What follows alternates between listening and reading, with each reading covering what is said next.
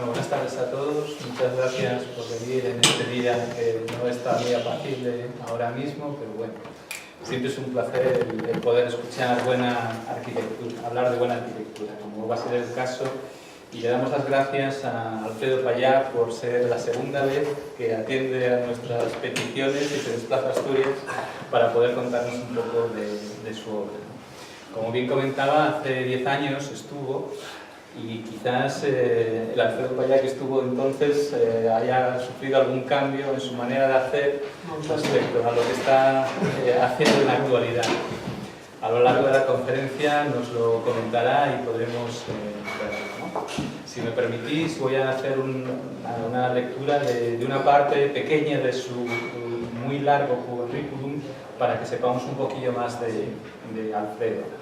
Alfredo nació en el año 61 en Alicante, es arquitecto por la Escuela Técnica Superior de Arquitectura de Madrid en el año 88, profesor de proyectos en la Escuela de Valencia entre los años 1990 y 2000. A partir de esta fecha, en la Escuela de Arquitectura de la Universidad de Alicante hasta el 2006.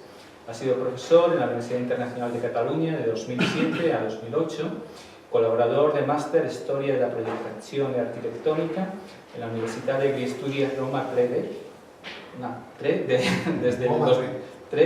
de 2002 a 2009. En el 2012 forma parte del Tribunal de Fin de Carrera de la Universidad Europea de Madrid. Actualmente es profesor invitado en la Cátedra Ruth and Norman Burr de la Graduate School of Architecture and Urban Design of Washington University en San Luis, donde ya impartió docencia de 2010 a 2011. Despacho profesional desde el año 1988 en Alicante. En 2006 funda la oficina No Name 29 o 29, donde desarrolla actualmente su trabajo. Doctor por la ETSA de Madrid desde el 2005 con la tesis El Espacio Único, que fue premiada por el Colegio de Valencia en el año 2005-2006.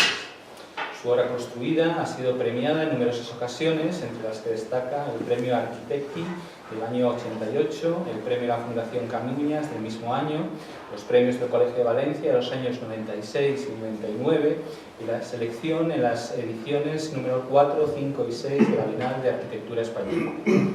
Su obra, Museo en la Universidad de Alicante, fue finalista de la 6ª edición de los premios Mies van der Rohe y de la primera edición de los premios Guarromini, donde fue seleccionado como uno de los 10 mejores edificios del mundo y de los premios FAD de 1999.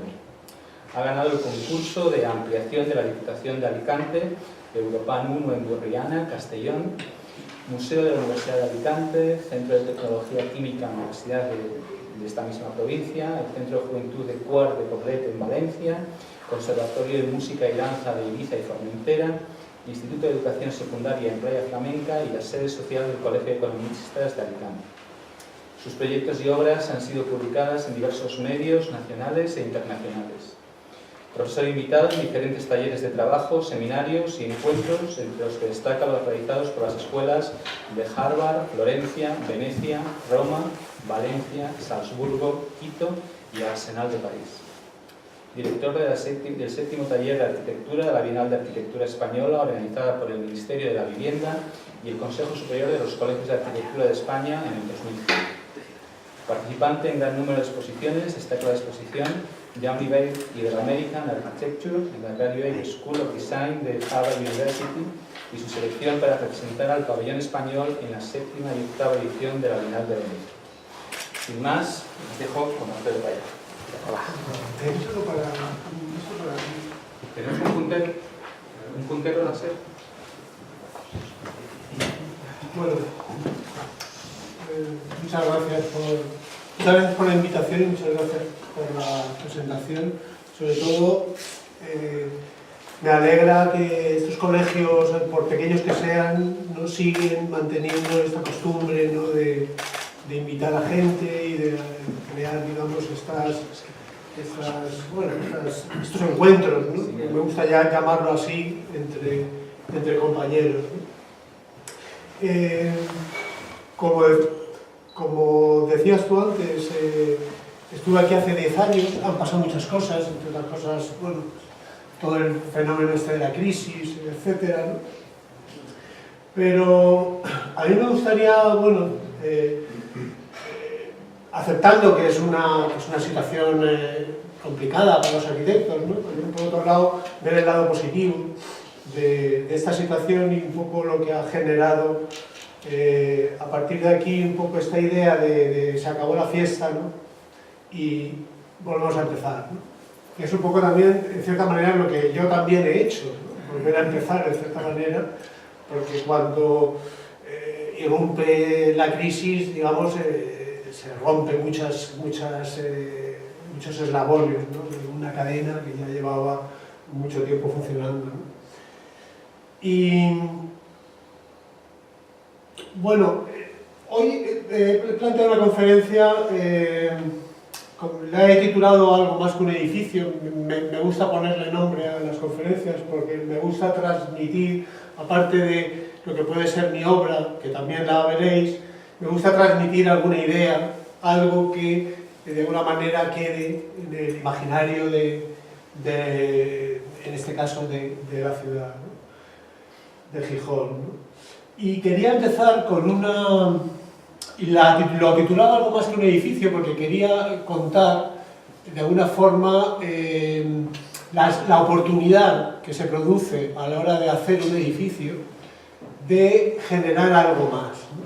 De generar una pequeña porción, de ofrecer, ¿no?, a la ciudad una pequeña porción de espacio público, de ofrecer a la ciudad una pequeña porción de un espacio compartido, una cubierta, una plaza enfrente del edificio, aprovechar un poco las condiciones del propio edificio para hacer un espacio extra, ¿no?, por así decirlo, debajo del edificio o al lado del edificio o arriba, etc. Y esto es una investigación que vamos a trabajar en el estudio a partir de algo fortuito, de un regalo, de esas cosas que muchas veces los proyectos te dan, ¿no? Un regalo que en este caso fue la construcción de uno de los edificios, donde empecé a reflexionar sobre esto y a darme cuenta de las posibilidades que esta idea tenía, ¿no? Y a partir de ahí empezamos a hacer una serie de proyectos que son los que hoy os contaré. Antes de esto quería... ¿Cómo paso aquí? Antes de esto quería... Bueno, puedo señalar con esto, no hace falta el puntero. Y antes él ha citado un poco esta situación que se produce cuando en 2000... yo he estado 3 años en Estados Unidos, de 2011 con un año intermedio hasta 2015, en una escuela de allí, y yo me preguntaba ¿qué podemos ofrecer o qué puede ofrecer un arquitecto español en una escuela americana, ¿no? ¿Qué les podemos enseñar desde aquí a los americanos, ¿no? Y a partir de ahí elaboré un curso, que es este es el boceto de la portada del curso, que venía a ser algo así como, le puse un nombre así muy, 7,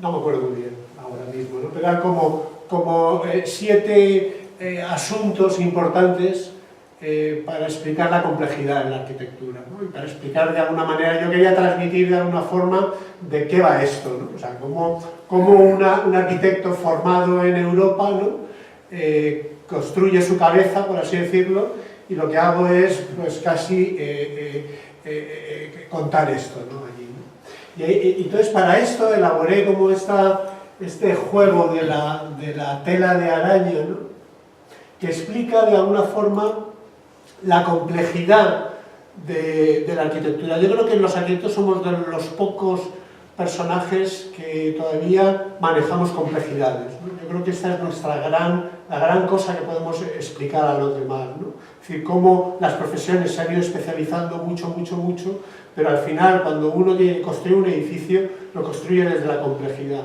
Y desde la complejidad que construye de alguna forma muchos asuntos. O sea, la arquitectura tiene que dar respuesta como a muchos asuntos. Yo los dividía como en 7 lámparas, ¿no?, haciendo esta conexión con Ruskin, ¿no?, y hablaba de la lámpara del objeto, de la lámpara del espacio, de la lámpara de la atmósfera, de la lámpara de las ideas, de la lámpara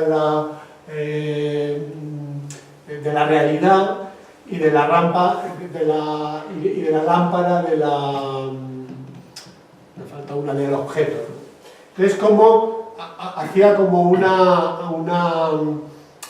bueno, para explicar esta idea, ¿no?, de la complejidad, hablaba de las abejas, ¿no?, de las arañas, perdona, del movimiento de las arañas que construyen, para empezar, como un marco, ¿no?, donde van tirando los hilos y van definiendo lo que podría llamarse un marco, ¿no?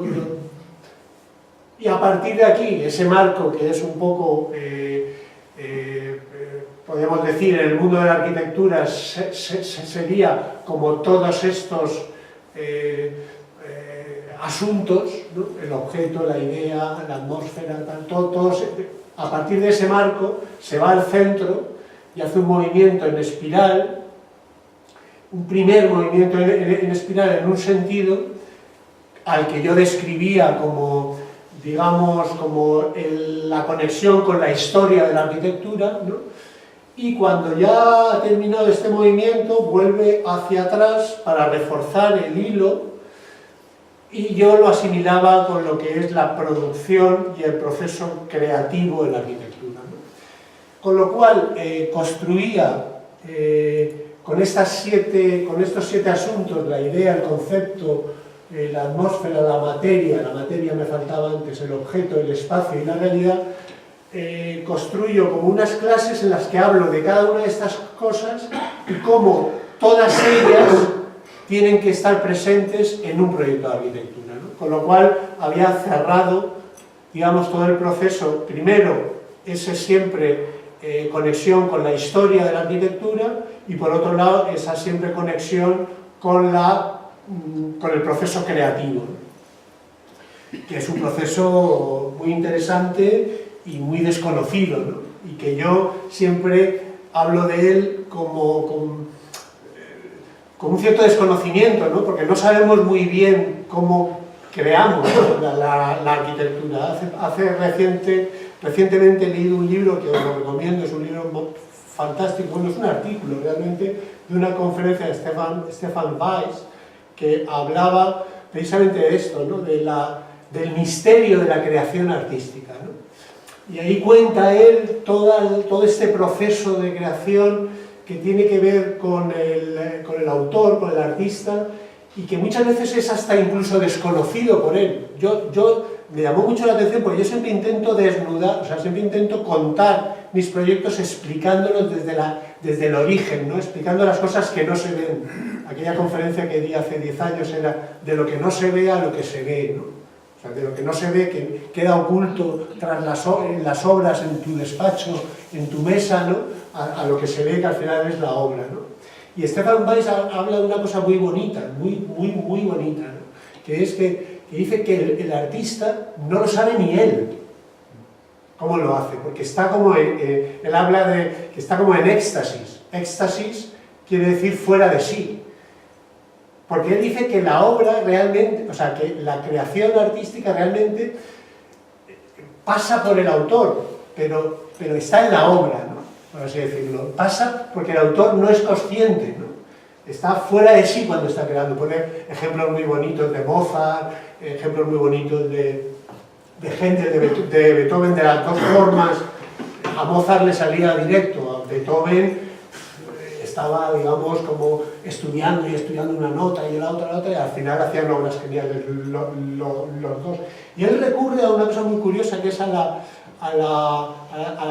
criminalística, a la ciencia de la criminalística, para analizar esto. Y yo lo recomiendo, es muy cortito y se lee muy bien y es muy bonito, ¿no? Y habla de esto, ¿no?, que al final el artista es como el asesino pasional, ¿no?, que cuando en el momento de matar no sabe lo que hace, ¿no?, y después, ¿no?, rebobina y se da cuenta de...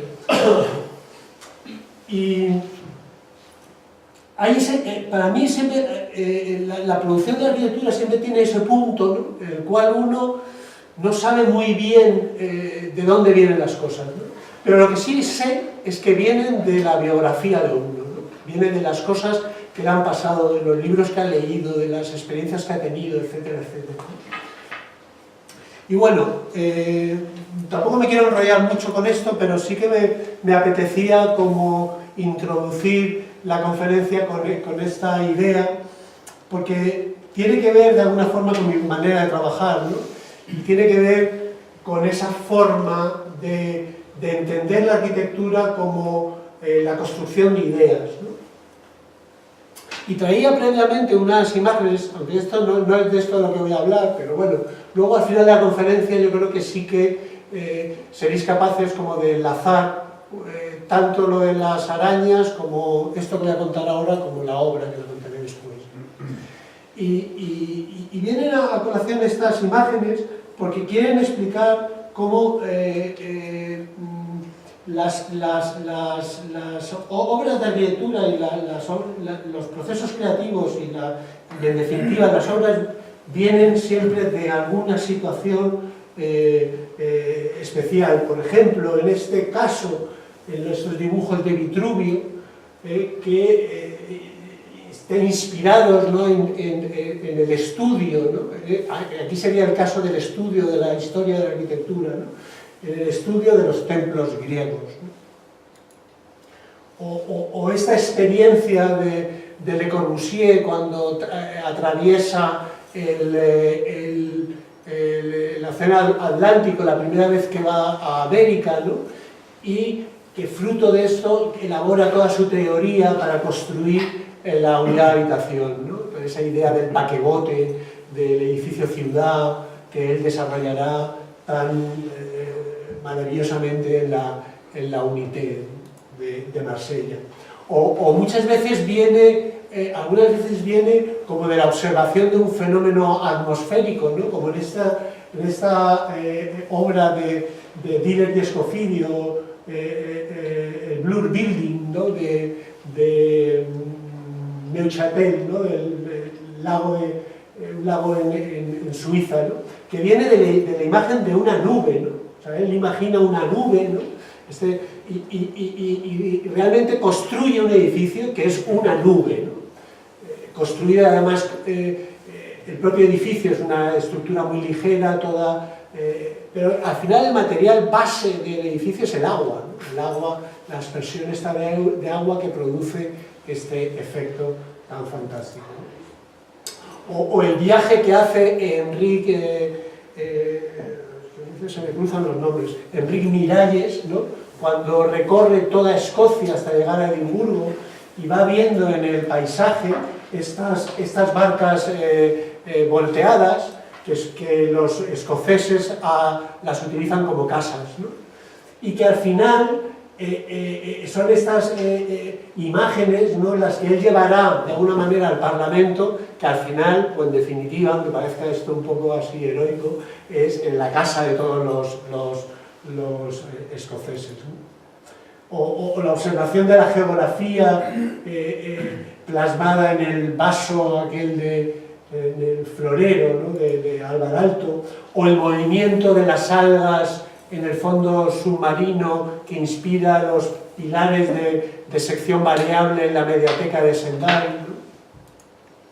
O estas arquitecturas populares mexicanas, ¿no?, estas texturas que inspiran todas las texturas de las primeras casas mexicanas de Barragán, o el oficio del ebanista, del carpintero que de alguna forma construye, esta es la primera obra de Zumthor que construye en un pequeño pueblo, que es una obra de autoconstrucción hecha toda enteramente de madera y que es una obra construida por los carpinteros de Film, me parece que es esta ciudad, no estoy muy seguro.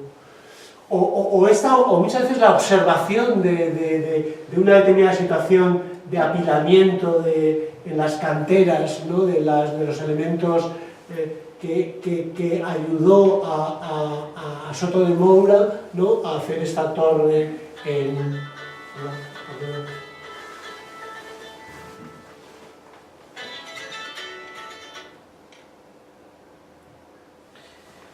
que ayudó a Soto de Moura a construir esta torre en Porto. Y luego, bueno, estas imágenes que pertenecen a la obra de Lina Bobardi, ¿no?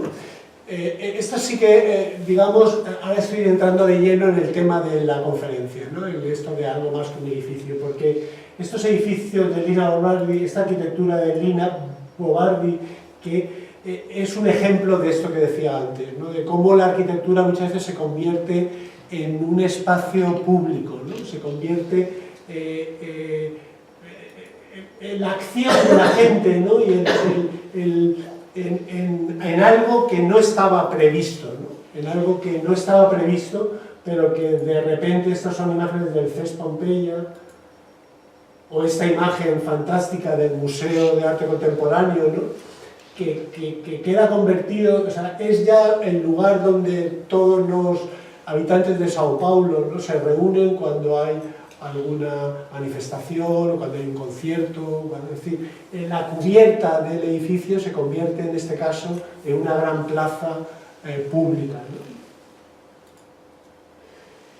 Y es así también como arrancó uno de mis primeros proyectos importantes, ¿no? Que fue el Museo de la Universidad de Alicante, a partir de la imagen de un viaje que hice a Marrakech. Está en la plaza de Jean Alpha, es una plaza ya súper conocida, y que me llamó poderosamente la atención en el hecho de toda la cantidad de cosas que durante las 24 horas del día ocurrían en esta plaza, ¿no? Y esta idea como de espacio público que va cambiando a lo largo del día, ¿no? Y que de alguna manera yo quería de alguna forma llevar al museo. Y este es el regalo, ¿no? Cuando hablaba antes del regalo, este es el regalo que la arquitectura en este momento me dio cuando hice este edificio, porque yo realmente no estaba pensando en hacer esto, pero realmente el edificio me lo dio después. Es decir, el edificio, o sea, yo cuando estaba haciendo el museo no estaba pensando realmente en construir un espacio público, en aprovechar el edificio para construir un espacio público, pero al final se convirtió en eso, ¿no? Al final este patio, digamos, excavado, digamos, en el terreno, se convirtió de alguna forma en un espacio donde desarrollar múltiples actividades, ¿no? Donde se han hecho todo tipo de exposiciones, que era su primer uso, hasta reuniones con políticos, la radio, no sé qué, música, en fin, ha servido de alguna forma como para manifestaciones artísticas de todo tipo, ¿no? O este es un proyecto en Milán de una pequeña iglesia que nace de alguna forma de la idea de casi de una paradoja, ¿no? Yo admiro mucho los cuadros de Paselic, volteados 360 grados, o esta poesía de Goitisolo, ¿no? Que habla tan bonita, ¿no? Que habla como de una contradicción, ¿no? De alguna manera, ¿no? Entonces, al final, estas experiencias, ¿no? Me ayudan de alguna forma a hacer la iglesia, porque la iglesia al final es parte de la idea de una ruina, de un resto arqueológico, ¿no? De construir esto, de construir de alguna manera un resto arqueológico, porque los restos arqueológicos son espacios que admiramos, ¿no? Espacios que nos enganchan, que enseguida nos sentimos parte, ¿no? de ese espacio. Y es a partir de aquí de donde de alguna manera construyo lo que será la iglesia. Que la iglesia, realmente aquí no la veis, la iglesia está abajo. Y arriba hay estas señales, ¿no? Hay estas piedras dejadas caer sobre la plaza que te indican que ahí abajo hay algo, ¿no? Y además esta plaza se convierte en un espacio público. Nosotros teníamos un solar relativamente pequeño, ¿no? Entonces lo que hacemos es que esas plazas que normalmente siempre tenemos frente a las iglesias, la llevábamos arriba de la iglesia, ¿no? Y, digamos, construimos toda la iglesia enterrada, ¿no? Estas son imágenes de la maqueta, ¿no?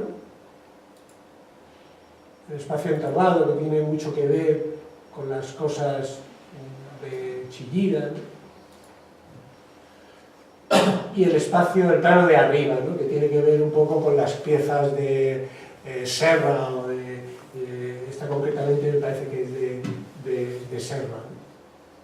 Que son grandes piedras dejadas caer, quieren ser grandes piedras dejadas caer en el plano del suelo, pero que están perforadas, como ahora veréis, están perforadas y a través de estos huecos se ilumina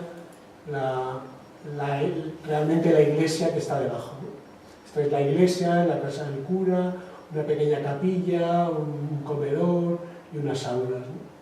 Y a través de estos por ejemplo eran los confesionarios, el sagrario también es, de repente abres una puerta y es una de las piedras que arriba o una virgen que tenía que instalarse aquí, en fin, cada una de esas piedras, ¿no?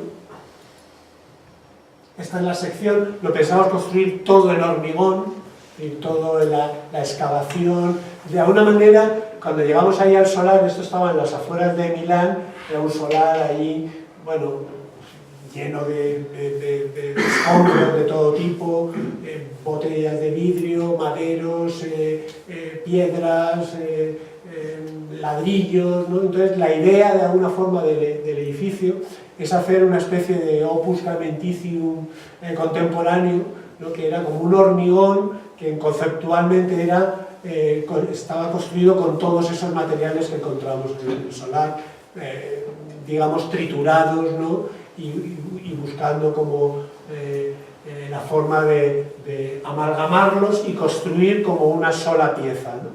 Que es esta maqueta, ¿no? La maqueta realmente es el plano, que es un plano de hormigón con cosas de hormigón que salen para arriba y otras que caen para abajo, ¿no? Entonces por ahí se produce la iluminación y lo abajo es como un vaso, ¿no? También de hormigón. Esto es el Conservatorio de Música de Ibiza y Formentera, ¿no? Que nace también como siempre explico, ¿no? de este dibujo, ¿no? Este es un dibujo de Paul Klee que se llama El Saludo, y son un par de tipos, ¿no? Que están ahí como digamos enfrentados, ¿no? Pero digamos conociéndose, ¿no? Y de alguna manera me ayudó, ¿no? a configurar, esto es en la Plaza de España de Ibiza, es esta calle, y me ayudó de alguna forma a configurar la idea del proyecto en el sentido de hacer un conservatorio de música y un conservatorio de danza que se cierran de alguna manera al exterior y se abren al interior. Todo esto es básicamente vidrio, ¿no? Se abren al interior mirándose, ¿no? y estableciendo una conexión. También tiene que ver con los jardines de Babilonia, con esta idea de planos superpuestos, enlazados en cascada, con vegetación, que luego veréis. Esta es una imagen de la maqueta del concurso. Y aquí veis de alguna forma el conservatorio de danza, el conservatorio de música y luego unos lugares comunes que eran el auditorio, la biblioteca y una gran sala de ensayo, que son estas piezas que aparecen. Esto es la biblioteca, el auditorio no lo veis, pero está ahí abajo, y esta es la pieza de la sala esta de ensayo, ¿no? Entonces están como estas dos personajes, estas dos piezas que se miran y entre ellas unos elementos que las conectan en determinados puntos del edificio. Entonces esto es muy bonito porque tú vas caminando por el edificio y de repente estás en el conservatorio de música y cuando hay una pieza que te une con el de danza es una pieza que tiene que ver con la comunión de alguna forma de las dos especialidades. Este es el primer edificio que yo hago donde los pilares no caen por gravedad de arriba abajo, es una estructura súper complicada de ejecutar, porque cada planta del edificio, desde la baja a la alta del todo, cada planta del edificio es diferente, ¿no? O sea, es como, bueno, esto es una L, aquí, y además, para más INRI, cuando estamos haciendo el proyecto aparecen estos restos arqueológicos, con lo cual había que como que pinchar solamente en algunos puntos, en fin, bueno, fue un lío tremendo. ¿Veis? Cada planta tiene una configuración diferente. Esta es así, esta es una U, este es el dibujo aquel que veis al principio, realmente. Luego esto es un vacío, en fin, esta es una sala de estas que conecta el edificio de danza con el de música. Bueno, entonces, no me voy a detener en esto porque esto es más aburrido, sino más bien como en contar esta idea, ¿no? La idea como, esta es una imagen del interior, ¿no? Donde se encuentran, donde se saludan, ¿no? los dos edificios. Es un edificio muy mudo al exterior y sin embargo exuberante y muy babilónico, ¿no? En el interior, ¿no? Esta es la secuencia de planos, esto es una imagen del edificio eliminando los pilares, ¿no? Entonces aparecen todos los planos sobrevolando los restos arqueológicos y cada uno va de su padre y de su madre, ¿no? Pero es bonita, ¿no? La idea esta que conecta con lo de, un poco con esta fascinación que tengo yo con los jardines babilónicos. Luego el edificio, como veis por fuera, es un edificio mudo que se mete en la ciudad de una forma bastante humilde, ¿no? Por así decirlo, es exactamente el mismo hueco en todo el edificio. Y tiene que ver un poco con el interior, ¿no? O sea, hay un aula o hay un despacho pequeñito, pues ese tiene como una ventana, y si es lo más grande tiene dos, y si es un aula esto tiene cuatro, ¿no? Y está pensado en el interior, ¿no? Esta cosa losiana que a mí me encanta, ¿no? Que, sabéis que bueno, yo a Loos lo admiro, ¿no? Es como el primer arquitecto moderno, ¿no? El primer arquitecto que se decide a pasar, ¿no? De todo este tema de la del Beaux-Arts y de la composición de las fachadas, ¿no? Es el primer arquitecto que digamos que pone las ventanas, entre comillas, dicho así de Loos un poco, que pone las ventanas desde el interior, ¿no? Pensando en el interior, pensando en el movimiento, en el round plan, en el movimiento interior del edificio, donde él va colocando las ventanas despreocupándose absolutamente de cómo sea el exterior, ¿no? Por eso le salen esos cubos blancos con ventanas un poco desordenadas. Y este es el interior, veis ya un poco los restos arqueológicos que se dejaron momentáneamente enterrados con la vista de museizarlos en su día. Y estas son imágenes como del edificio, de todo este mundo interior. Ya está todo construido en hormigón, en aluminios, es todo gris, ¿no? El edificio, ¿no? Tiene color en los suelos, ¿no? Esta es la escalera que sube, que comunica todas las plantas de danza. Ese es el edificio de danza. Y estos son todos estos jardines, ¿no?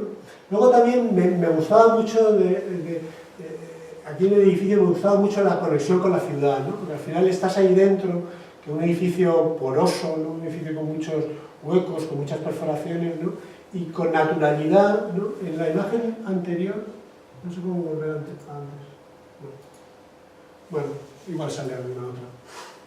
Para explicar eso, ¿no? ¿Veis? Las casas de enfrente se ven como con naturalidad, ¿no? Esta es el aula de danza y toda la circulación son exteriores, ¿no? Tú te mueves por el edificio siempre como en el espacio exterior, ya entras en el aula o entras en la sala de ensayo, ¿no? Con la idea también de que todos estos espacios que quedaran por aquí fueran espacios luego para usar los estudiantes, para encuentros, para estar bailando y te sales ahí fuera, y no sé qué. Entonces, de alguna forma, todo el edificio se generara en este interior, digamos, como como un proceso paralelo de educación, ¿no? Por así decirlo, ¿no? Como que los alumnos se reúnen y generan sus propias historias fuera de lo que es el aula, ¿no? Y de alguna manera me gustaba esta imagen, ¿no? Como de ver solapado, ¿no?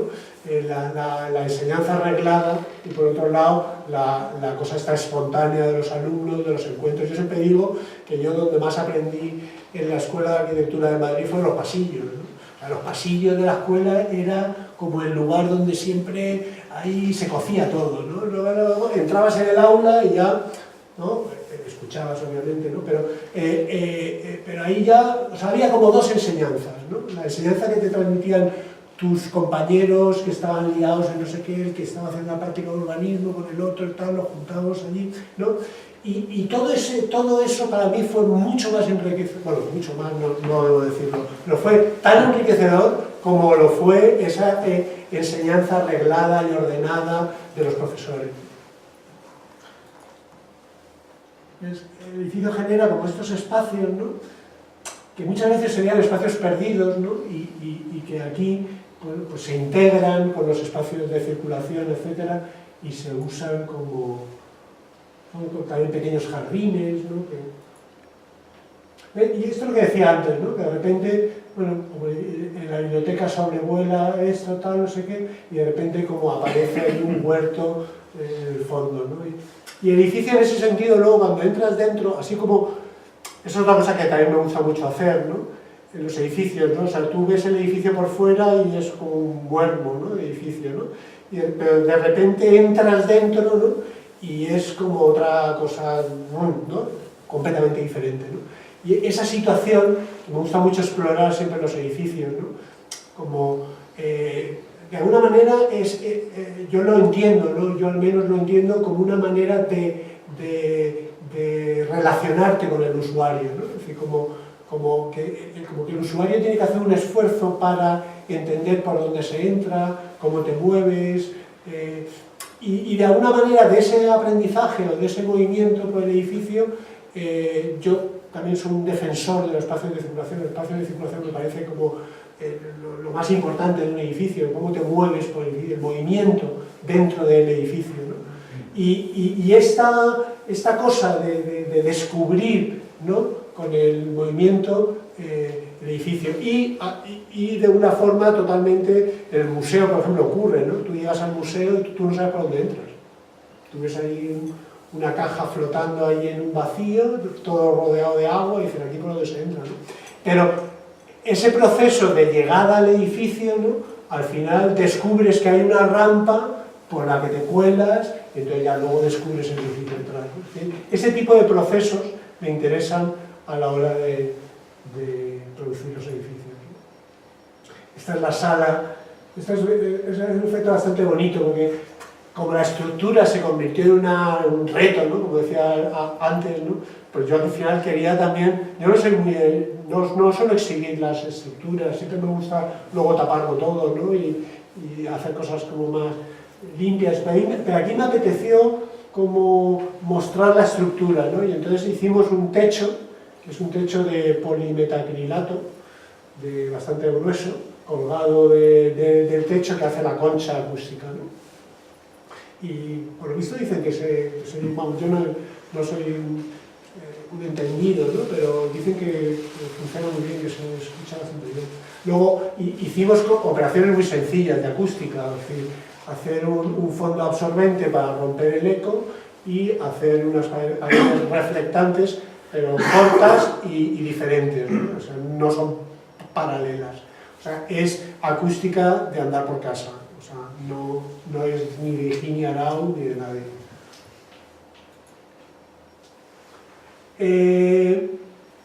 Bueno, este es otro modelo de espacio público alrededor de un edificio, ¿no? o en un edificio, ¿no? Yo le llamo el 3x1, que es espacio abierto, espacio cubierto, espacio oblicuo, ¿no? Que son, en definitiva, los elementos que construyen este auditorio, ¿no? Que es esto, realmente, ¿no? Esto es en Elche, en un pueblo muy cercano a Alicante. Bueno, aquí veis una secuencia de plantas, pero no las voy a explicar. pero bueno, pues, ilustran de alguna forma la cubierta, la estructura, el movimiento por el edificio y el vaso, ¿no? Pero lo interesante, lo que voy a explicar de este edificio es, de alguna forma, el vacío que produce en la ciudad. Es una ciudad muy compacta, como habéis visto en la imagen esta aérea, ¿no? Es un barrio muy denso que tiene esta plaza, que ponía esta plaza al servicio del auditorio, ¿no? Entonces lo que hacemos es como unas patas, ¿no? Unas patas y que dejen un vacío, un gran vacío debajo del edificio, de forma que la plaza pase de un lado a otro, ¿no? Tú puedes recorrer el edificio, no interfiera, digamos, lo que es el movimiento de lo que sería una plaza libre, ¿no? Esta es la sección, esto es bastante bonito, ¿no? Porque la sección va de la mano del graderío y define como ese espacio oblicuo de circulación que llega a todas las piezas. Bueno, es una gran sala, luego hay salas de ensayo, cafetería, hay programas, y a cada uno de ellos se entra por aquí y a la vez se producen unas perforaciones en el suelo que te ponen en relación con la plaza, ¿no? Aquí veis la sección transversal, como el edificio pasa completamente, ¿no? El aire pasa de un lado a otro. Y aquí se construye este primer espacio de cubierta que subes a través del propio edificio o a través de las patas de forma más rápida con ascensores, ¿no? Y que se convierte en una plaza pública abierta a todas las azoteas de la ciudad de Elche, ¿no? Este es el espacio oblicuo, digamos, de circulación que camina paralelo digamos, a lo que sería la panza del auditorio, ¿no? Y que nos pone en relación, ¿no? con la plaza de abajo y que nos lleva a cada una de las piezas. Un espacio roto, pero que también esta escalinata grada quiere ser también un espacio de encuentro, de relación, ¿no? Y esta es la panza, ¿no? Que genera como esta plaza, que es a la vez el vestíbulo del edificio y el acceso al edificio.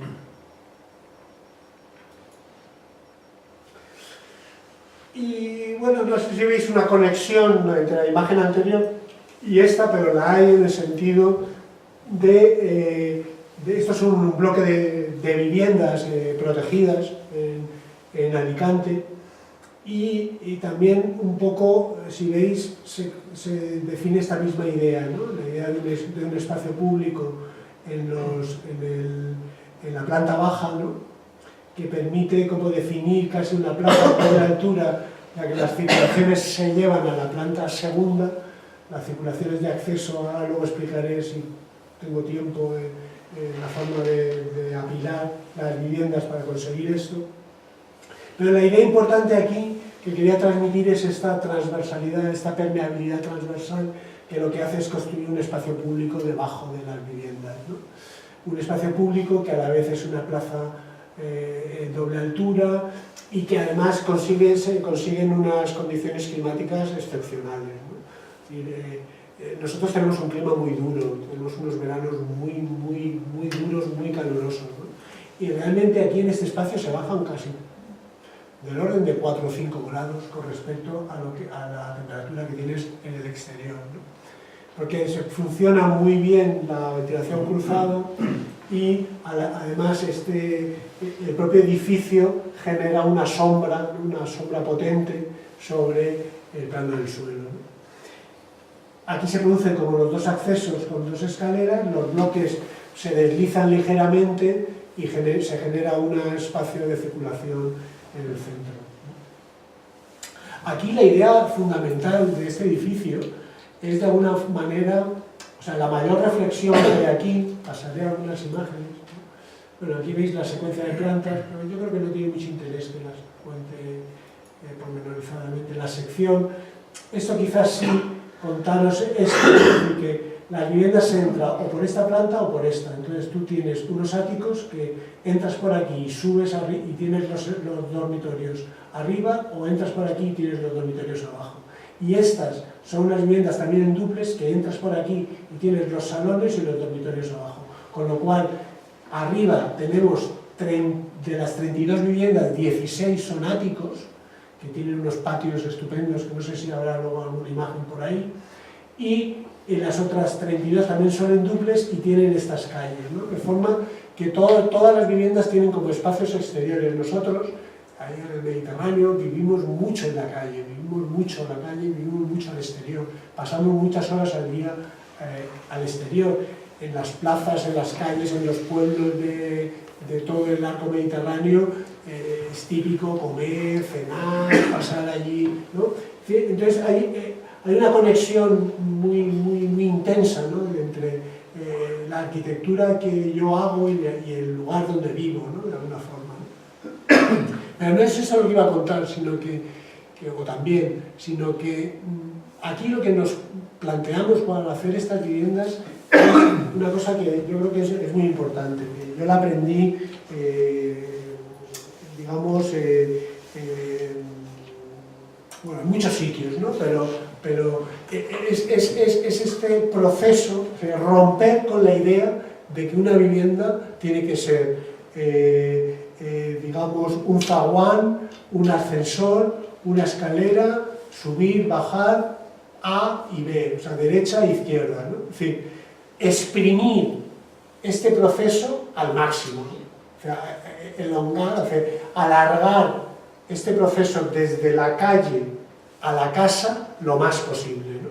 Pues por esto hacemos esto de entrar por ese espacio público, subes por estas escaleras y recorres unas calles, ya veréis, ¿no?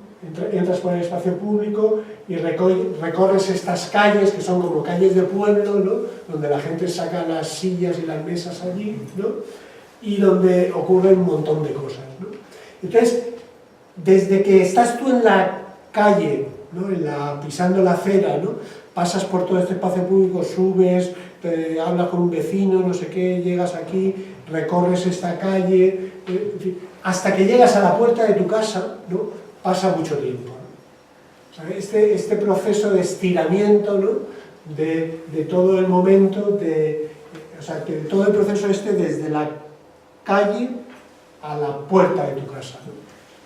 Que normalmente es tan aburrido y tan monótono con el dichoso ascensor. Esta es la calle, ¿no?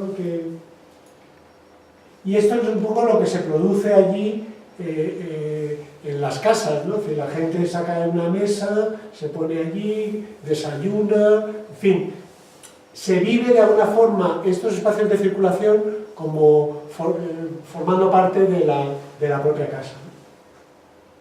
Luego de materiales es todo muy pobruso, muy sencillo, o sea, esto es un mortero que hago yo raro con trozos con piedras de distintos tamaños y hecho así un poco tirándolo, ¿no? Como la tirolesa, pero un poco más complejo, ¿no? Es decir, con áridos de diferentes tamaños, con cal, que le da un aspecto así muy pétreo con el tiempo, pero es muy económico.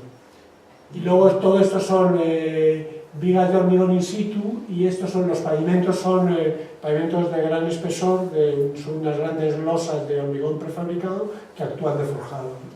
Pero entre ellos aparecen estos vacíos que lo que hacen es iluminar, estas religas en esta planta y en esta, lo que hacen es iluminar esa plaza que veis anteriormente. Luego las carpinterías son de pino del país, o sea, es todo bastante económico. Estos son los agujeros para levantar las piezas y colocarlas. Y veis que estas escenas se producen, ¿no? En el edificio, ¿no? Las calles, esta es la tercera planta, ¿no? Pues se entra a los dúplex, y estos son los patios, ¿no? Ahí detrás de estos muros están los patios. No sé si hay alguna imagen, ¿no? Y entonces esto se produce en estas calles, ¿no? La gente monta en bicicleta, y veis aquí el mortero, ¿no? El mortero que también tiene un poco que ver con esta imagen que veíamos antes de Barragán. Esto está inspirado en En los morteros que hacen los mexicanos, que usan también vidrio, de hecho este tenía vidrio, pero lo tuve que quitar porque la propiedad dijo que tal, que si los vidrios se podían caer, y entonces cortar a un niño, en fin, cosas de estas que le entran a algunos arquitectos supervisores y hicimos pruebas de adherencia con el vidrio y tal y no pasaba nada, pero al final tuve que renunciar a eso. Pero esto es lo que hacen en México, que utilizan todo tipo de materiales para hacer los morteros, ¿no? Y bueno, y aquí, bueno, pues le da una textura que me interesaba, porque yo no quería hacer unas casas. Estas casas suelen ser, pues están en un pueblo, suelen ser para gente que ha vivido en el campo, ¿no? Y quería un poco romper con esa idea del piso, ¿no? Y hacerles unas casas en las cuales hubiera una transición, ¿no? Entre las casas que ellos han abandonado en los pueblos y las casas que van a ocupar en la ciudad, ¿no? Entonces, de alguna forma también estas texturas del suelo, de hormigón, los enfoscados, la madera, todo este mundo me ayudaba de alguna manera. Mira, estos son los patios, ¿no? Entonces el patio las casas son muy sencillitas, tienen este espacio de esta cocina-comedor y el patio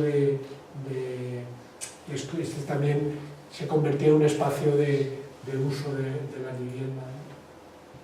La madera, cómo entra la madera también a mí me interesa mucho la construcción, me interesa mucho la materia, me interesa mucho que como decía al principio, que los proyectos tengan que ver, que todo tenga que ver, ¿no?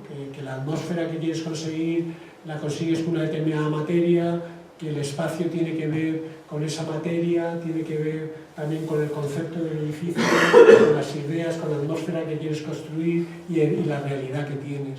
De alguna manera, esto serían las 7 lámparas aquellas que hablaba, que siempre me gusta darles a los edificios como coherencia, ¿no? Que desde el origen, esto es una cosa que aprendí de Oiza. Oiza siempre nos decía, él estuvo en un jurado de un concurso que ganamos nosotros hace muchísimos años y nos dijo una cosa que a mí se me quedó grabada para toda la vida. Fue una enseñanza, fue una frase esas que te enseña como 50.000 libros, ¿no?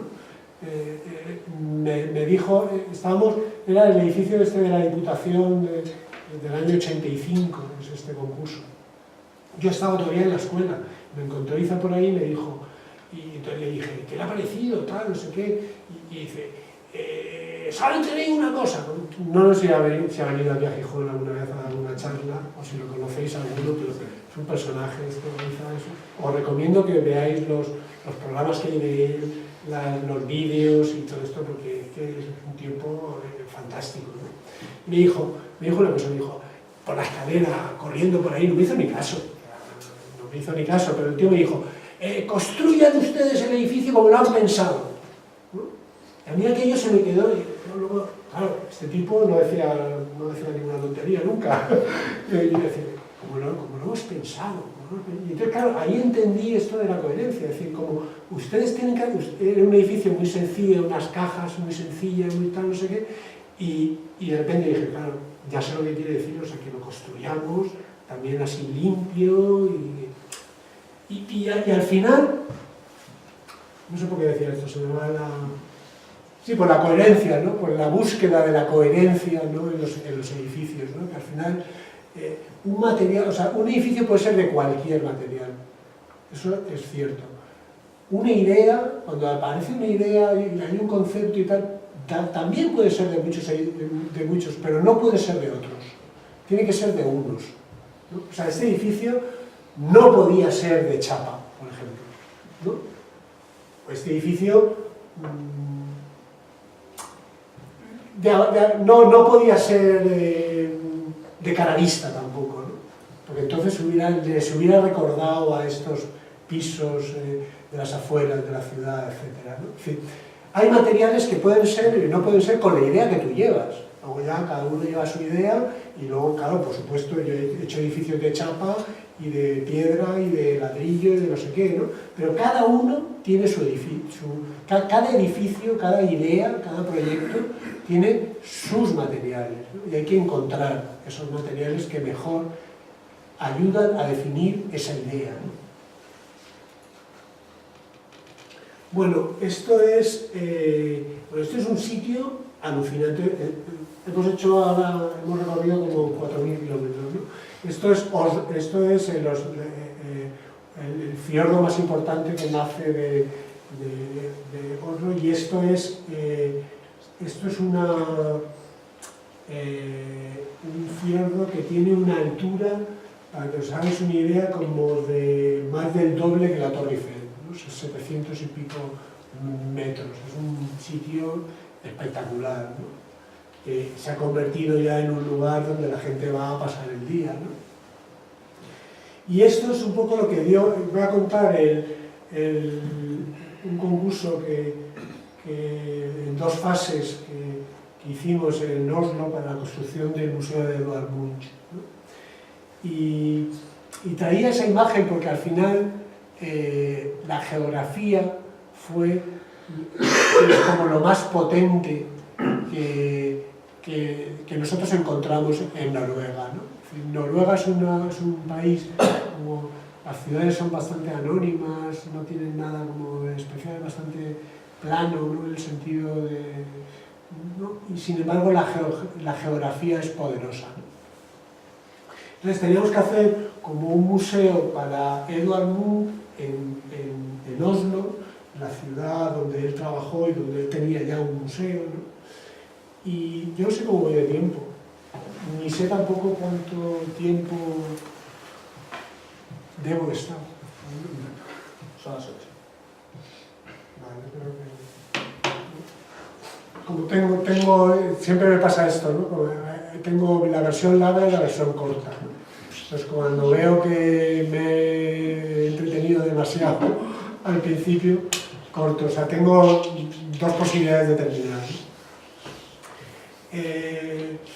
Y también me gustaría, si luego queréis hablar, entonces hoy voy a hacer la versión corta y así dejamos un tiempo por si queréis hablar o queréis comentar algo, ¿no? Entonces nosotros pensamos, aquí está un poco contada la historia, o sea, cómo nosotros pensamos el edificio, ¿no? Pensamos un turista que planificaría su viaje no sé dónde, que empezaría por situar a Noruega en Europa, a Oslo en Noruega, y al final, o sea, Oslo está al final de un fiordo, ¿no?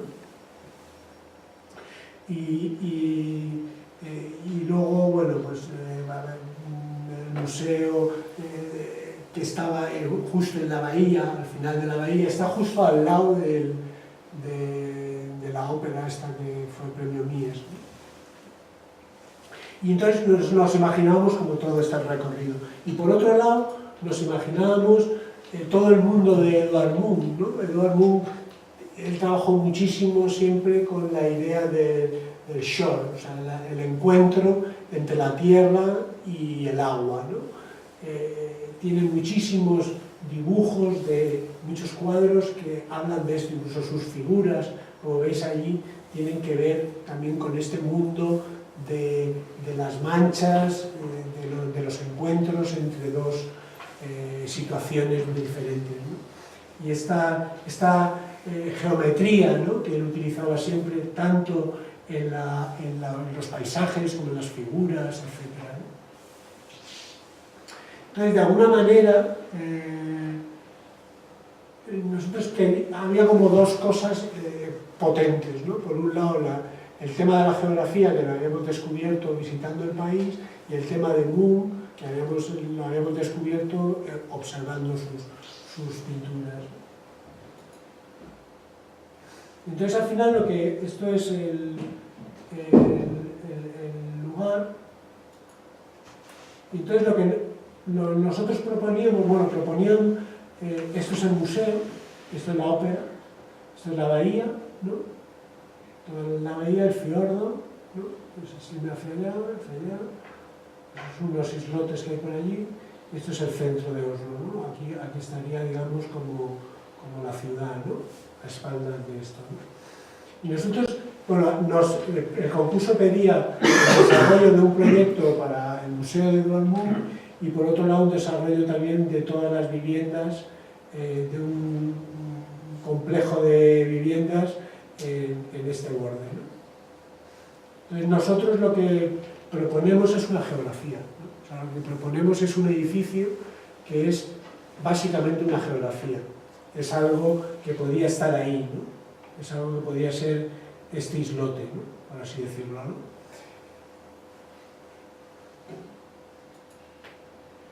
Y hacemos un edificio, por otro lado, ¿no? También el visitar la ciudad y el entrar en contacto con la ciudad nos hizo valorar también unos puntos estratégicos que tenía la ciudad, como un castillo que había por aquí, un museo, este monte de aquí que era muy bonito, con toda esta vegetación tan potente, unas piezas que había por aquí, el antiguo museo de Edvard Munch, ¿no? Entonces hicimos un edificio que de alguna manera tuviera como estos dedos, ¿no? Y estos dedos miraran, cada uno de esos dedos miraba a uno de esos hitos. Un poco para reproducir esta cosa que decía al principio, ¿no? Es decir, que tú llegas al edificio, recorres el edificio, recorres la ciudad y luego, metido en el edificio, reconoces esa ciudad que has visitado previamente, ¿no? Entonces de repente, ahí está el castillo. Entonces al final el edificio se convierte un poco, se mete ahí en el medio de la bahía para mirar a la ciudad alrededor, ¿no?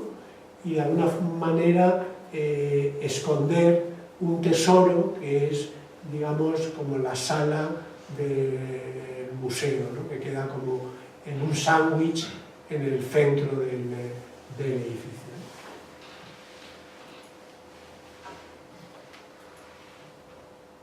Esto, ¿no? O sea, se construye en la cubierta un espacio público, se construye un espacio público debajo del edificio, ¿no? Y el edificio, el propio edificio, es el que alberga en el centro las salas de exhibición y en el perímetro son esos dedos que salen, que uno es en un restaurante, el otro en las salas de restauración, el otro es unas aulas que pedían para no sé qué, el otro, o sea, son como programas accesorios, ¿no? Del museo. Esa es la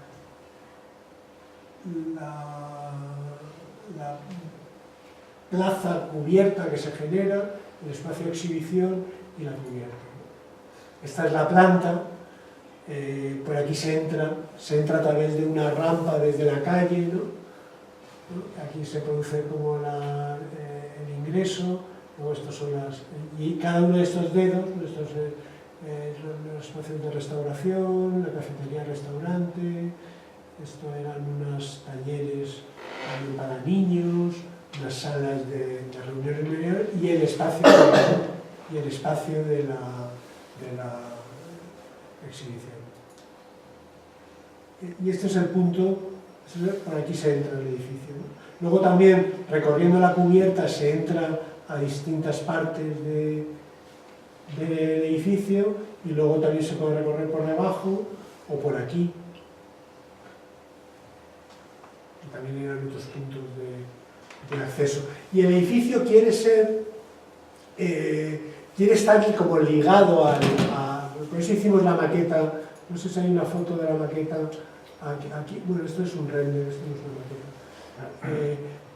El edificio quiere, por un lado es un edificio de acero pulido brillante, con lo cual, aparte de esta idea de mirar el edificio, también lo que nos parecía bonito era un edificio que miraba la ciudad, pero a la vez en el edificio se reflejaba la ciudad, ¿no? Esto lo había visto yo en Chicago, ¿no? No sé si conocéis esta pieza de Anish Kapoor, que es también una pieza toda acero inoxidable que refleja toda la ciudad alrededor, ¿no? Y de alguna manera lo que queríamos era con esto también mostrar, ¿no? Toda la ciudad alrededor. Y la maqueta es una pieza que define el museo y que define también el plano del suelo con la idea de explicar que todo el edificio es suelo público, ¿no? Por así decirlo. Esta es la imagen que quería enseñar. O sea, el edificio es esto, pero todo esto, que es la ciudad y que luego será como los desarrollos de viviendas por aquí, etcétera, todo forma parte de la misma cosa, ¿no? Estas protuberancias de aquí son por donde se entraba al edificio, por aquí realmente se entra por aquí al edificio, ¿no? Luego estas son otras entradas al restaurante de forma independiente o a otras salas que había que entrar desde... La cubierta es una cubierta que tiene una sola pendiente que se puede recorrer muy bien. Bueno, y para terminar, voy a contar este proyecto que también habla como de otra versión, ¿no? De cómo un edificio puede construir un espacio público, ¿no? Yo soy un ferviente admirador de la playa, ¿no? De la playa explicaré por qué. De la playa como espacio público, ¿no? De la playa como... A mí me parece que la playa es como la quintesencia del espacio público contemporáneo, ¿no? Porque es un lugar donde lo público y lo privado se funden, ¿no? Donde realmente uno hace cosas en la playa que haría en su casa, ¿no? Por así decirlo. Es un espacio doméstico, pero público a la vez, ¿no? Y me interesa mucho como esta idea de la fusión, ¿no? O de la ruptura de las fronteras entre todo, en general, ¿no? O sea, entre todo en general, pero en particular aquí, entre lo público y lo privado, entre lo doméstico y lo representativo, entre el dentro y el fuera, entre... ¿no? Me interesa mucho como concepto intentar que en nuestros edificios, y en eso, por ejemplo, casi todo lo que habéis visto también habla de eso, ¿no? En las viviendas quiero que el interior y el exterior se fundan, en el museo también quiero que... ¿no? Es decir, la idea un poco de disolver límites, ¿no? Entre las cosas, ¿no? Y me parece que eso es una idea bastante bonita, es una investigación, por ejemplo, entre lo público y lo privado, es una investigación que está realizando ahora mismo Bruno Latour, ¿no? Que habla un poco de esto, ¿no? de disolver límites, ¿no? Y a mí me interesa mucho como concepto arquitectónico, ¿no? La idea de que las cosas o los edificios no se terminan en un punto, ¿no? No hago esta escuela con estas aulas y aquí termina el aula y ya está, ¿no? No. ¿Qué pasa al otro lado del aula, ¿no?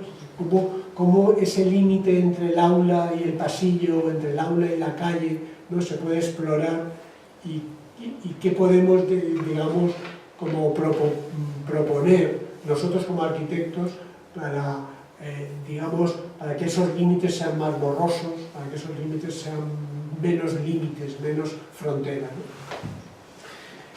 Entonces, aquí, esto era un concurso para... bueno, a mí me hubiera encantado inventar la playa, si nadie lo hubiera creado, ¿no? Antes, ¿no? Esa cosa, ¿no? de esa cosa tan sencilla, pero tan compleja a la vez, ¿no? O sea, tan sencillo en el sentido que es el encuentro entre el mar y la tierra, ¿no? Pero que proporciona o permite, ¿no? El desarrollo de tantas cosas, ¿no? Me parece como concepto espacial fantástico, ¿no?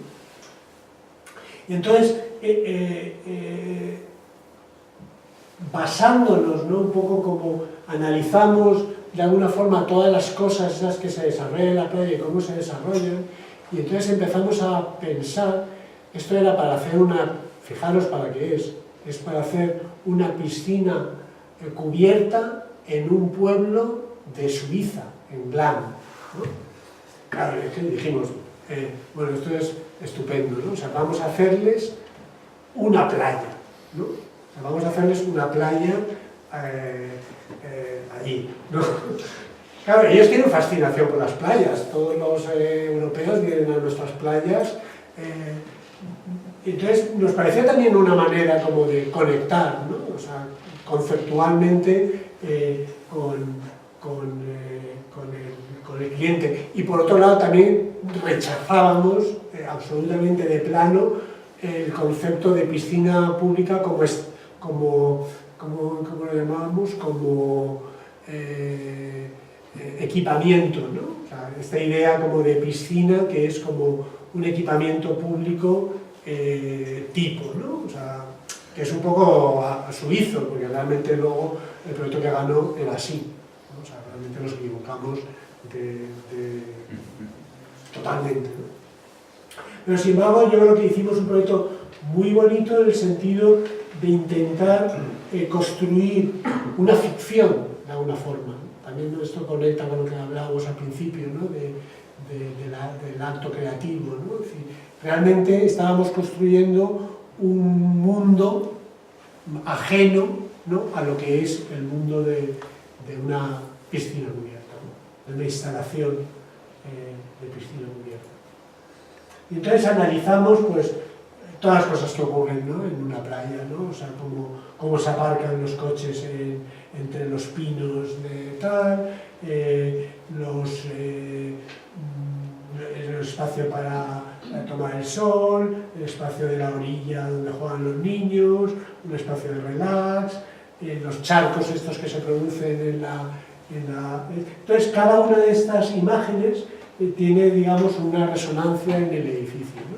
Entonces, el bar era como estos chiringuitos que hay en la playa, el aparcamiento era también un bosque un poco desordenado para lo que es hacer un parking en Suiza, que tampoco, o sea, lo desordenamos, pero medidamente, ¿no? O sea, de alguna forma, ¿no? Estos eran como o sea, la piscina al final medía lo que tenía que medir, ¿eh? O sea, la piscina medía los 50 por 50 que creo que medían, ¿no? Y las calles y todo esto cumplíamos, ¿no? Pero luego, por ejemplo, estos eran los pediluvios, ¿no? Había como unas zonas de relax alrededor de la piscina que también era agua, ¿no? Que de alguna manera rompía o hacía... en fin, cada uno de estas cosas que encontramos en la playa intentábamos llevarla por ejemplo, todo el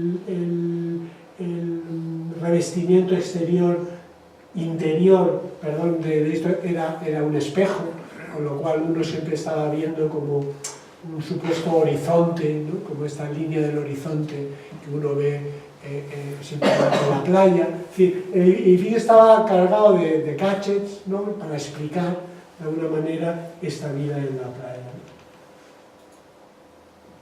Aquí veis algunas imágenes, esto es el aparcamiento, la cafetería, el proceso de entrada, la planta que también tiene como esta cosa sinuosa, ¿no? Que también nos remitía a todo el mundo de la arena, de las olas. Pero luego luego estaba eso es la recepción, los vestuarios que estaban por aquí, la cafetería, hacíamos como unos patios, ¿no? Hacíamos estos patios. Y luego hacíamos, esto eran también como unas nubes, ¿no? Esas nubes que siempre aparecen en la playa, es decir, que todo tenía como una conexión con este concepto de playa, ¿no? Y luego al final había una piscina, obviamente, ¿no? Pero se producían como estas elongaciones, ¿no? de la piscina que la convertía en un espacio más lúdico, ¿no? Un espacio más disfrutón, ¿no? Yo siempre hablo también de nuestra conexión con el mundo árabe, ¿no? Siempre hablo de que nosotros, nuestra cultura también tiene mucho que ver con esta cultura del hedonismo, ¿no? Y la cultura mediterránea tiene como esta doble condición, ¿no? Por un lado tiene también como la influencia romana, esta más germánica y también más de orden y de tal, pero luego por otro lado también tiene esta influencia del sur, ¿no? De todo este mundo que crearon, ¿no? La cultura oriental, ¿no? Los musulmanes, ¿no? Y yo creo que aquí era un ejemplo para construir este edificio como una playa, y era también una idea para trasladar a los suizos en el sentido de intentar construir, a la vez que estábamos haciendo una piscina, intentar construir un espacio que les permitiera otro tipo de, o que admitiera, ¿no? Otro tipo de relación. Y al final son los bañistas, ¿no? Y los usuarios los que en última instancia definen los proyectos y definen nuestras obras, y al final son digamos, la razón por la que nosotros al final construimos. Y lo voy a dejar aquí porque me parece que es una buena manera, ¿no? de terminar.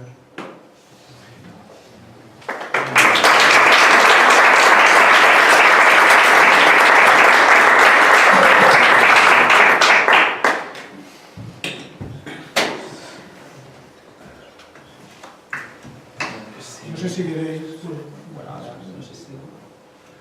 A mí me gustaría que conversáramos un rato, si os apetece o si... Yo siempre. Enrique Pérez. Tú eres el que habla, ¿no? No, bueno, porque, hombre, sería una pena no aprovechar que estás aquí, y claro, ¿no? Siempre, cuando hay alguien que viene y nos visita, pues No, me encanta, sacar realmente... un poco de partido, ¿no? No sé si los proyectos que nos has ido enseñando están en orden en el tiempo. Más o menos. Más o menos, supongo, claro. Sí. O sea, con lo cual se demuestra que tu evolución ha sido impresionante. Porque, claro, empezaste con una arquitectura racionalista, minimalista, muy controlada, todo tal, y has acabado, o estás, no sé si estás ahora en este momento, porque no me han quedado algunos cuantos. No sabemos los tiempos en que se desarrolla cada proyecto, pero bueno, tanto el concurso de Oslo como esta piscina, pues es una arquitectura absolutamente orgánica y tal. Bueno, es señalar eso, ¿cómo ves toda esa evolución tuya? ¿En dónde estás ahora? ¿Qué pasó con el concurso de Oslo? Que no sabemos qué pasó con el concurso de Oslo. No, Cuéntanos un poco de esa evolución. Me encanta que me hagas esta pregunta, porque yo además defiendo, o sea, como la idea de no tener estilo, ¿no? O sea, a mí me gusta no tener estilo. O sea, así como creo que hay muchos arquitectos que están atrapados por su estilo, ¿no? Si un alcalde Tú inicialmente estabas dirigido a... Sí, pero también ahora también hago cajas, ¿eh? O sea, no es que vaya de la caja a la curva. Claro, pero en principio eras, vamos, de los que decías, este es un mies por ahí que va, toda su vida ya va a ir por ahí, ¿no? Sí. Y es chocante, ¿no? Ver esta evolución. Sí, cuando hago el museo, yo había hecho muchas experiencias con lo orto, con las cajas, etc. Cuando hago el museo, digo, aparte de la reflexión esta que he contado, que es cierto, que a partir de ahí empiezo a pensar que hay un campo de investigación con esto, también, de alguna manera, no es que renuncie a esa... Yo hago muchas cosas orto, ahora estoy haciendo un proyecto de vivienda que es todo orto, o sea, que no es... Yo no tengo... O sea, no me gusta tener como un estilo, un corsé, sino que aprovecho cada edificio y en cada edificio hago lo que creo que tengo que hacer, ¿no? Entonces, a veces me sale torcido, a veces me sale con formas curvas, y a veces, pero eso no es importante para mí. Para mí lo importante es construir un concepto. Por eso me sale la arquitectura tan diferente, porque o sea, voy buscando una idea, un concepto, parto de un concepto, de una idea, de poner en relación todas las cosas, todos los ingredientes del programa, del cliente, del dinero que tengo, de no sé qué, y a partir de todo eso construyo un concepto y me empeño en construirlo de la forma mejor posible, con la geometría que ese concepto me pida, con los materiales que ese concepto me pida, con la estructura que ese concepto me pida, y soy de alguna manera, por eso me salen diferentes los edificios, no porque yo vaya buscando, no, ahora voy a hacer curvas, ahora voy a hacer amebas, ahora voy a hacer no sé qué, ¿no? Yo detesto eso, o sea, detesto los estilos, detesto la manera de seguir, o sea, la forma esta de seguir las modas o de tal. Me parece todo como muy impostado, ¿no? Entonces no me lo creo, no es que lo deteste, es que no me lo creo y entonces actúo de otra manera, ¿no? Entonces, por eso me gusta, hoy alguien me preguntaba también, la chica esta, decía, yo es que detesto a los alimentos divinos, en el fondo. O sea, detesto a los alimentos de marca. Ella estaba todo el rato pinchándome a ver si le hablaba de Calatrava, de Niemeyer, de todas las cosas estas que se han pasado por aquí, ¿no? Y decía, yo es que detesto a los alimentos divinos, porque yo quiero ser un arquitecto humano, en el sentido de decir, no estoy presa de un estilo y tengo que... Porque tú a Calatrava le encargas un edificio, como no hagas un Calatrava, macho, o sea, el alcalde te corre, ¿no? Es decir, lo que quiero decir con esto es que hay muchos grandes arquitectos que han sido presa de su estilo. ¿Quién se acuerda hoy de Mario Botta o de Tadao Ando, ¿no? Que eran arquitectos que han muerto porque han tenido que reproducir lo que le pedían cada vez, ¿no? Y han creado como, ¿no? Sin embargo, me interesa mucho más arquitectos como Frank Lloyd Wright, ¿no? Que se murió haciendo una obra maestra, ¿no? A mí me interesan los arquitectos humanos. Bueno, aunque Wright era muy divino, pero era humano en el sentido de que hizo una arquitectura muy diferente, o Le Corbusier hizo una arquitectura muy diferente a lo largo de su vida, o Hudson, ¿no? Esos arquitectos que dan respuestas a los lugares, a las condiciones, a los contextos, al cliente, al dinero. Hay obras que me han dicho, puedes hacer lo que quieras, pero tienes 60.000 euros, ¿no? Entonces yo hago... Y entonces eso es, a lo mejor es una de las cosas más importantes del proyecto, ¿no? Y el concepto es 60.000 dólares, 60.000 euros. Eso es el concepto, ¿no? Quieres hacer un low cost, una casa low cost, ¿no? Por eso no me sale, por eso me sale cada vez una cosa diferente, ¿no? Porque intento trabajar con los datos que tengo en cada proyecto.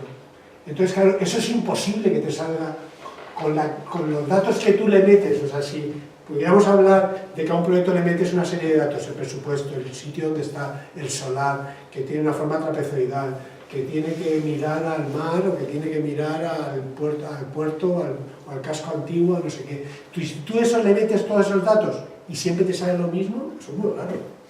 A mí eso no me cuadra, o sea, a mí eso no me cuadra. No me cuadra que uno haga lo mismo una obra en Berlín, que en Oslo, que en París, que en Alicante, ¿no? No me cuadra. Yo en eso... se ha hablado mucho de eso, del contexto, que daba igual el contexto y tal, esos ejercicios que nos ponían en la escuela, sin contexto, no sabíamos qué hacer. A mí, cuando en el colegio te ponían, no sé si os acordáis, cuando en las clases de dibujo, ¿no? Te decían, tenéis que hacer un dodecaedro, no sé qué, con esto, con esto, no. Cuando el día que decían tema libre, para mí era el peor día. O sea, tema libre, o sea, ¿cómo que tema libre? O sea, ¿qué hago? ¿No? O sea, uno tiene, los arquitectos damos respuestas a situaciones, ¿no? A contextos, a condiciones, a tal, ¿no? Y si tenemos esas condiciones, cuando podemos hacer... Yo siempre digo que es mucho mejor que te encarguen una casa con un solar, una orografía terrible, que se entre por abajo, pero que tengas 12 metros, que tener una parcela plana, cuadrada, en una ciudad residencial, ¿no? ¿Qué haces, no? O sea, las condiciones ayudan, o sea, y la arquitectura, cuando da respuesta a eso, sale como sale. A veces te sale con la boca torcida y a veces te sale con sibilina y a veces te sale como un motero. Lo que está claro es que en lo que nos has enseñado sí que hay una búsqueda constante, ¿no? Que hay veces que los resultados salen de eso, con unas formas y con unos aspectos, y otras, dependiendo del sitio, completamente distintos. Volviendo sobre lo que decías al principio, de esas siete conceptos o 7 lámparas ruskinianas, yo creo que también hay un reflejo en los proyectos que nos enseñaste, ¿no? Sí. Porque las viviendas, bueno, había imágenes en las que evidentemente estaba la unidad de habitación de Le Corbusier, pero subías una planta y estaba el pueblo mediterráneo, y bajabas y aparecía un espacio completamente moderno en el que el espacio público tiene un sentido arquitectónico. Entonces ese conjunto de cosas a mí me ha resultado extremadamente interesante, ¿eh? No, y ahí es mejor, ¿eh? Sí, O sea, sí, yo fantástico. detesto esto de las imágenes, porque en el fondo la arquitectura, como no estés, Sí. O sea, ya lo decía también Loos, ¿no? ¿no? O sea, es tan importante como la experiencia de la arquitectura, y es también como tan esclarecedora, ¿no?, de lo que es un proyecto, porque claro, aquí cuentas cosas parciales, tampoco puedes contar, bueno, sí puedes contar un proyecto y contarlo completo y no sé qué, ¿no?, pero ni aún así llegaría a poderlo expresar bien si no es allí, ¿no? A mí, que me gusta mucho la materia y que me gusta mucho la construcción, y que he renunciado de alguna manera a crecer precisamente por eso, porque yo no quería que me contaran cómo... Yo en la época esta que estuve en Estados Unidos sufría. O sea, con la gente que se quedó en el estudio, que lo ha hecho incluso mejor que yo, ¿no? Claro, sufría, pero porque me estaba perdiendo eso.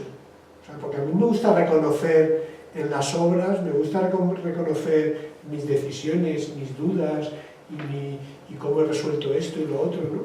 Y a mí crecer nunca me ha interesado precisamente por eso, porque yo hubo un momento en los 90 que crecí, que monté estudio en Valencia y en Alicante y tenía muchos líos, ¿no? Y me di cuenta que no reconocía los trabajos que estaba haciendo. Entonces renuncié y volví, digamos, a mi tamaño de estudio, que es flexible y es variable, pero es pequeño. Es un estudio en el que yo puedo de alguna manera controlar, o sea, yo sé cuando se cambia un tabique 20 centímetros de una habitación. O sé cuando el carpintero ha dicho que no puede hacer el despiece de 1,20 porque no le da seguridad la apertura y no sé qué, ¿no? O sea, me gusta saber esas cosas. O sea, me gusta saber desde esas cosas hasta concebir los edificios desde el arranque. Entonces eso no lo puedes hacer. Yo creo que no lo puedes hacer. Y yo creo que casi todos los arquitectos que han crecido desmesuradamente han perdido calidad. No, con esto no quiere decir que ya la tenga, ¿eh? Ni mucho menos, ¿eh? Una curiosidad, ¿qué aprendiste en Estados Unidos? O sea, es decir, no tiene mucho que ver a lo mejor con lo que estamos viendo, pero me gustaría... Pues nada y mucho. Sí. Cuéntanos. O sea, desde el punto de vista de... ¿Desde qué punto de vista me lo preguntas? ¿Desde el docente, por ejemplo? Bueno, casi como una experiencia. Como la experiencia. Como experiencia vital, fantástica. Yo me fui además con toda mi familia, tenía un par de hijos, bueno, los hijos los sigo teniendo, un par de hijos que tenían 13 y 15 años, estudiaron allí, son bilingües, me fui también con mi mujer, obviamente, y como experiencia vital y personal y familiar, 10, ¿no? Porque, bueno, hemos viajado, con decirte que he conocido 25 estados de Estados Unidos, hemos hecho viajes de esos on the road, con el coche 20 días, en fin, como experiencia personal y familiar, fantástica. Como experiencia en la ciudad de San Luis es una ciudad grande, una ciudad de 3 millones de habitantes, muy extendida, con calles de 60 kilómetros, que es como la típica ciudad americana, o sea, porque claro, lo que conocemos de América es Nueva York, San Francisco, Chicago, ¿no? Por lo menos la mayoría, ¿no? Pero luego las ciudades americanas típicas son downtown y luego un mar de casitas. Un mar de casitas que se extiende, como ya te digo, 60 kilómetros, ¿no? Entonces, la experiencia en la ciudad, fantástica, porque has conocido una forma nueva de vivir. Allí se vive muy pendiente del coche, el espacio público no existe la idea esa de ciudad como la entendemos nosotros, del lugar de encuentro, o sea, allí el lugar de encuentro es las iglesias. Yo he entendido por qué los americanos son tan religiosos, precisamente viviendo allí, porque allí el único lugar donde se reúnen claro, todo el mundo vive disperso, ¿no? Entonces, ¿dónde se reunían? ¿Dónde preguntaba uno que la yegua se la había puesto mala, ¿no? En la iglesia, cuando se encontraba el domingo con el paisano que le había vendido los caballos y no sé qué, ¿no? Y entonces ellos hacen mucha vida en torno a la iglesia. Por eso tienen esa mentalidad tan religiosa todavía. A nivel universidad, aquello es el show de Truman. O sea, las universidades americanas son una burbuja. Ahí te metes y es como todo más entre algodones, ser un profesor. O sea, allí un profesor es alguien, ¿no? Aquí, yo he sido profesor toda mi vida. Y aquí en España un profesor es como pobre hombre, ¿no? Que lo único que puede conseguir es ser profesor, ¿no? O algo así. Ese es uno de los peores sistemas docentes, o sea, no valorar al profesor. A mí me parece súper importante valorar al profesor. En Suecia, por ejemplo, un profesor tiene un sueldo impresionante y es un personaje muy valorado porque está formando a tus hijos, ¿no? Aquí no. Un profesor es un tío que va ahí como a joder a tu hijo, que es buenísimo, ¿no? O sea, aquí hay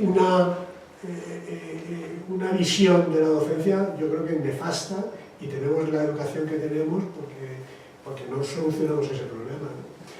Bueno, allí la universidad es, como digo, el show de Truman, ¿no? O sea, allí todo es perfecto, ¿no? O sea, el comedor, lo otro, tal, los medios, tú tienes cada alumno tiene como su despacho, tú tienes clases de 10 alumnos, ves los trabajos de todos todas las semanas, tienes 4 horas, 3 días, 4 horas cada día con ellos, o sea, es ver los proyectos uno a uno, te das tiempo para enseñarles cosas, o sea, es un taller. ¿Vale? Los estudios, lo que llaman ahí estudios, son como talleres pequeños de 10 personas, como si tuvieras un estudio tú, ¿no? Como en tu estudio y la gente va a estar haciendo proyectos y tú pasas por ahí y le ves lo que están haciendo y tal, ¿no? O sea, es una educación súper personalizada, ¿no? Aquí, yo recuerdo las clases de 40 tíos, que no podías ver a nadie, tenías que hacer sesiones, que no digo que sea mejor, que no digo que sea mejor la personalizada, porque al final eres un profesor de autoescuela, dirigiendo al chaval en todo lo que hace, ¿no? A mí personalmente no me parece muy interesante.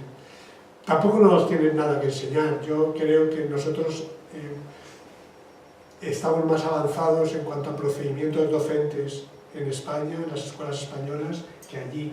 Yo he reconocido allí algo que ya había hecho, no algo que me ha abierto ojos. O sea, a mí no me han enseñado nada las escuelas americanas en ese aspecto.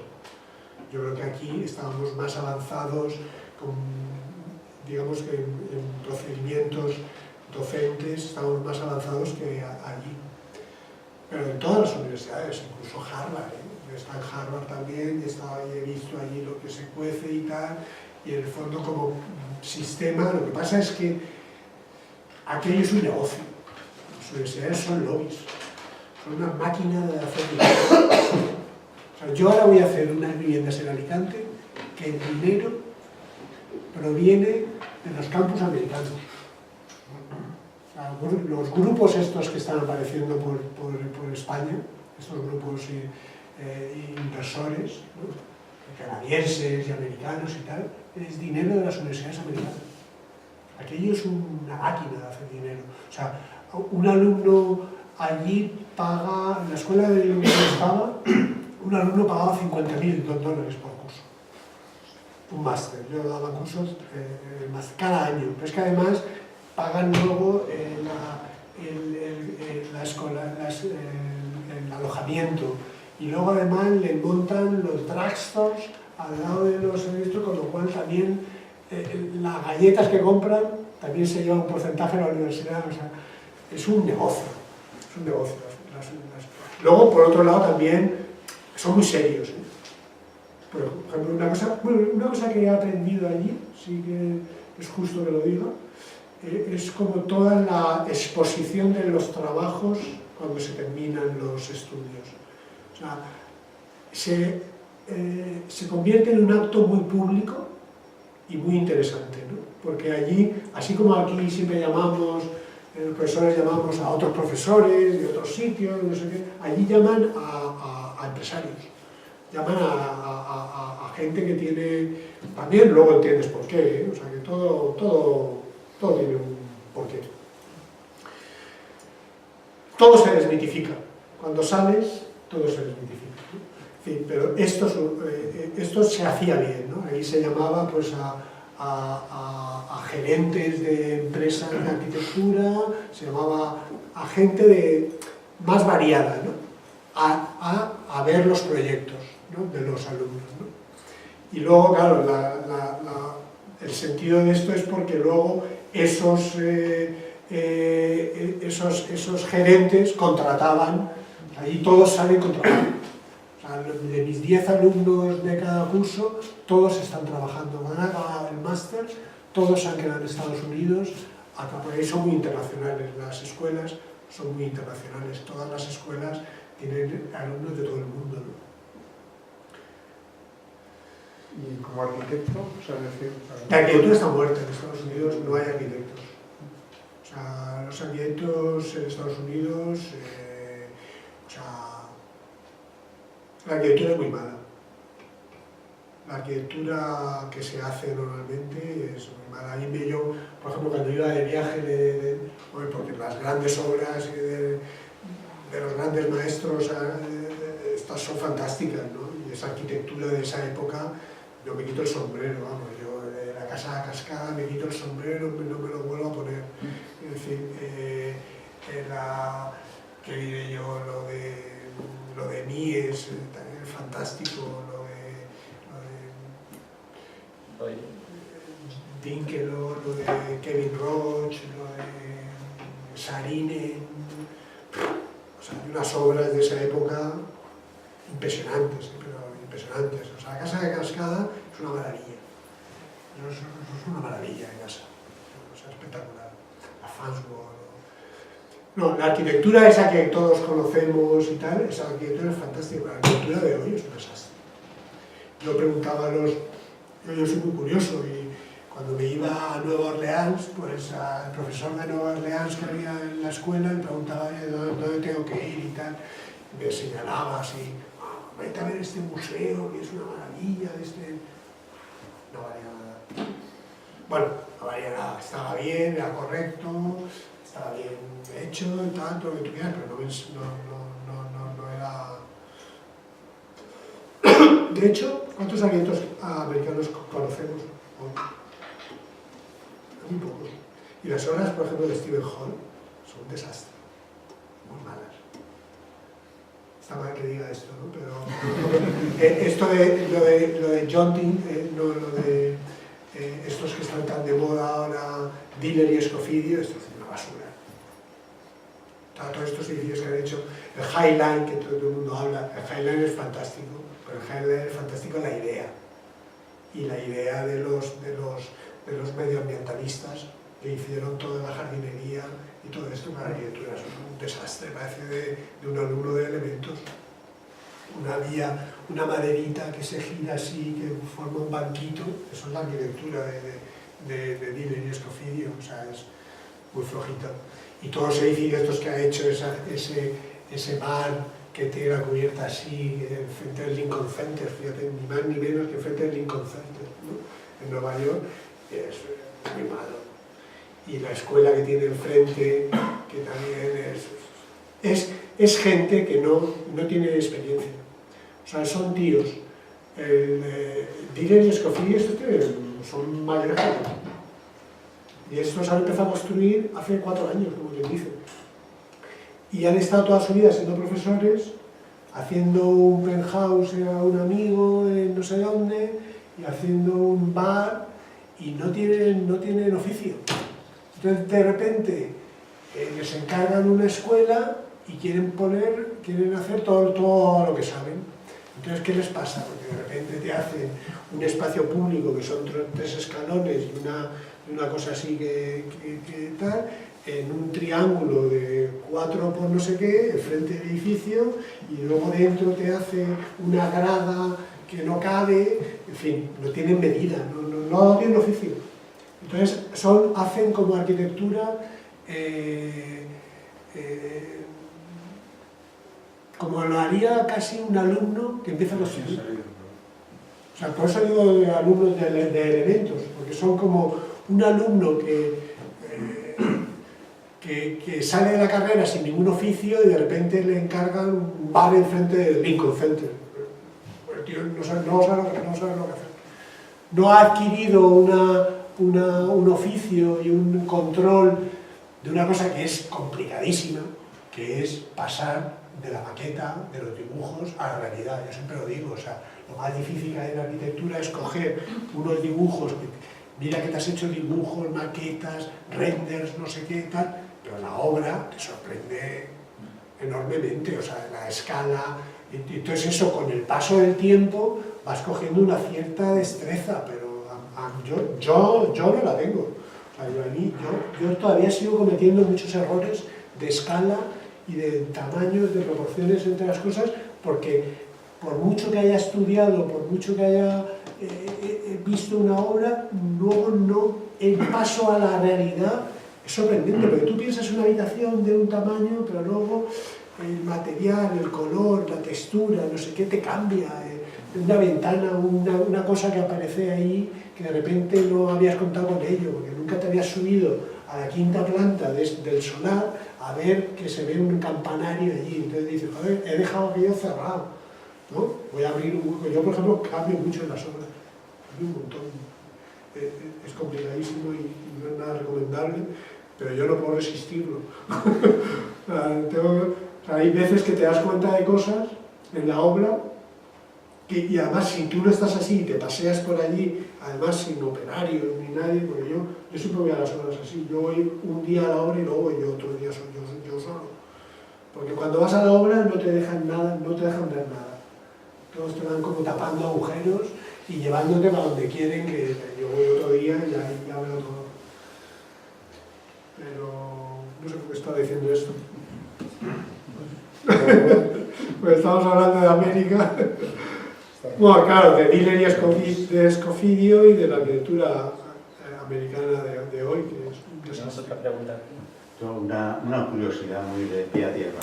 En el museo ese de Oslo, que se supone que nieva, se sube por una rampa de determinada pendiente y se entra por otras rampas y toda la superficie es ondulada y con un material que es pulido, me parece entender.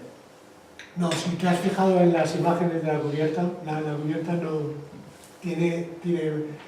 son tierras y, o sea, es pulido lo que son, pero luego tiene como unas manchas, que incluso muchas de ellas son captadores de energía, otros son zonas de tierra, de hormigones, los pavimentos, para que la imagen de la maqueta es toda pulida, pero porque no íbamos a pintar esas...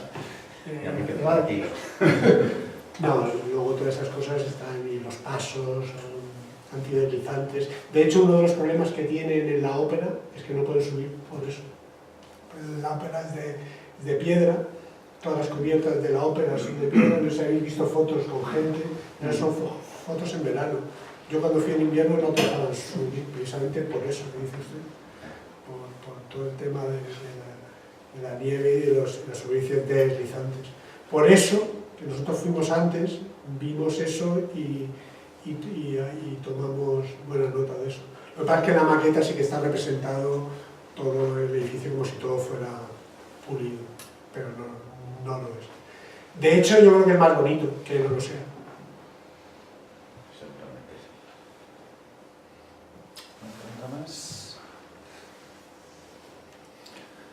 Bueno, pues nada, darte las gracias y esperar que dentro de otros 10 años... Espero que dentro de 10 años, estaba pensando eso, a ver si dentro de 10 años vuelvo ahí, estoy todavía ahí presente y puedo contaros otras cosas. Muy bien.